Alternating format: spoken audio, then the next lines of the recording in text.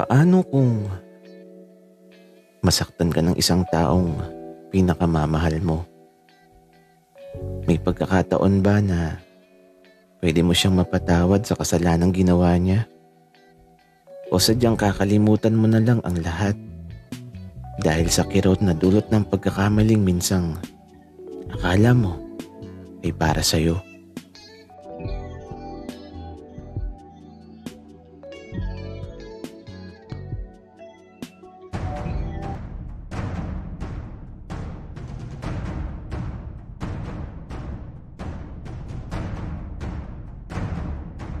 Kaibigan, huwag mong kalimutan mag-subscribe sa aming channel at huwag din kalimutan i-click ang notification bell at subscribe button. Subscribe na!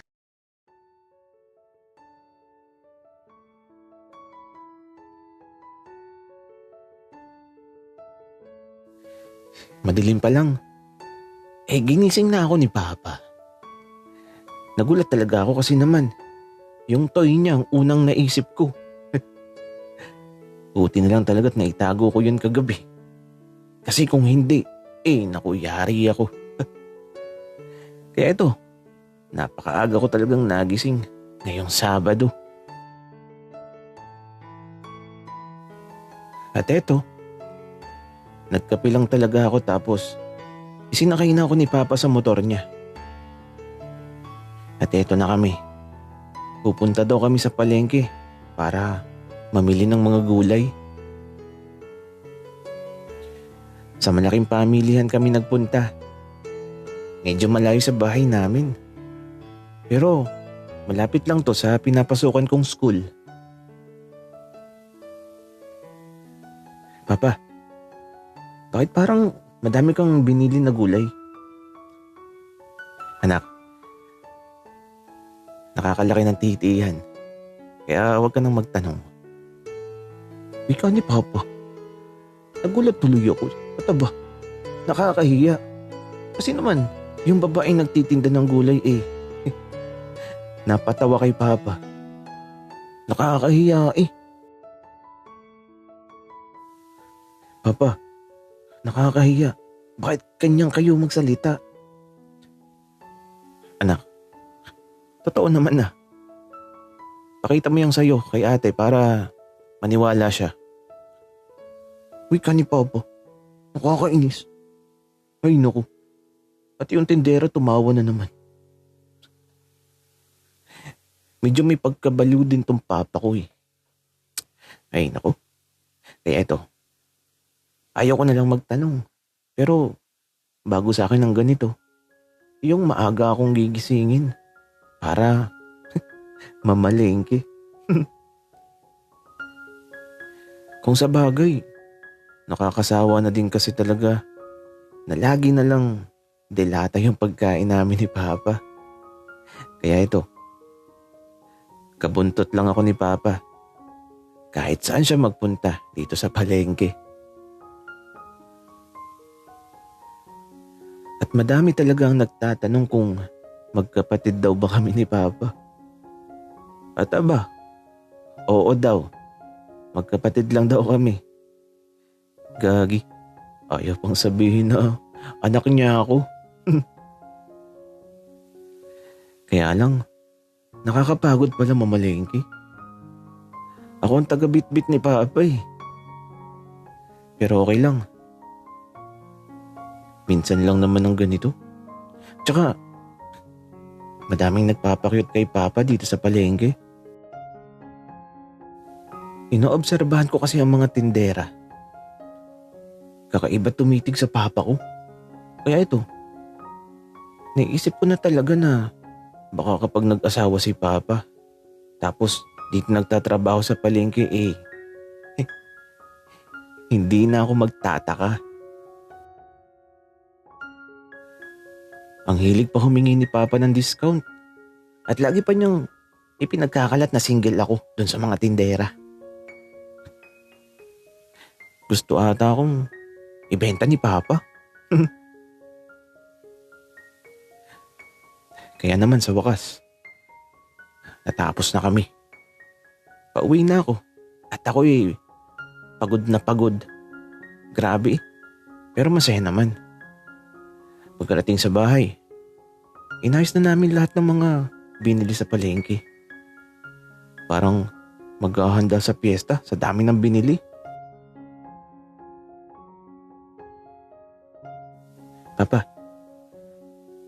bakit ba ang dami? Anong okasyon? Anak, wala namang okasyon. Ayoko lang na magutom kayo mamaya ni Arturo. Papa, grabe naman. Sa dami ng pinamili mo parang maghahanda ka sa piyesta. Ay nako anak, huwag kang magreklamo. At saka, akala ko ba maagang pupunta si Arturo? Bakit wala pa? Papa, bakit parang mas excited ka pa sa akin? Nak, alam mo, huwag ka nang magtanong. Bilisan mo na dyan at sunduin mo na si Arturo. At ayun, nilayasan ako ni Papa. Nagtungo siya sa banyo. Kaya ito, inayos ko lang muna ang mga binili namin ni Papa. Pero nagtataka talaga ako. Bakit ba parang mas excited pa si Papa sa overnight namin? Isip bata talaga. Siguro, di niya naranasan yun. Kaya mas excited siya. Kasi ako, naranasan ko na yun. Di naman mahigpit sina lolo at lola sa akin. Kamusta na kaya siya? Sana di siya nagalit nung umalis ako. Hindi kasi ako nagpaalam. Kasi ayokong makita siyang umiiyak sa pag-alis ko. Oy, anak. Okay ka lang? Oo naman, Papa. Okay lang ako. Bakit po naitanong? Wika ni Papa pagkatapos niya magbanyo. Nakatulala ka kasi anak. Parang tila ba napakalalim ng iniisip mo? May problema ka ba na hindi mo sinasabi sa akin? Papa, wala naman po. Pero may tanong ako. Sige anak. Basta, huwag lang mat. Papa, hindi mat kaya huwag kang mag-alala. Papa, ano kung halimbawa may isang taong sobrang ka-close mo, tapos masayang-masaya kayo araw-araw, tapos bigla na lang siyang umalis at iniwan ka niya. Anong mararamdaman mo? Nak, grabe yan ha. May pinagdadaanan ka ba? Papa, wala pa akong pinagdadaanan. Pero anak, kapag nangyari yan sa akin, yung bigla akong iniwan, ay nako, kapag nakita ko siya, ililibing ko siya ng buhay. Papa naman seryoso ako. Ano nga kasi yung mararamdaman mo? Anak, napakasimple. Siyempre magagalit ako. At bahala na siya sa buhay niya. Kasi iniwan niya ako. Kaya wala na siyang babalikan. Tapos na Sinakta na ako. Kaya goodbye na sa kanya. Siguro, ganun din ang iniisip niya. Baka kapag bumalik ako sa bahay ni na lolo at lola, baka hindi na niya ako pansinin.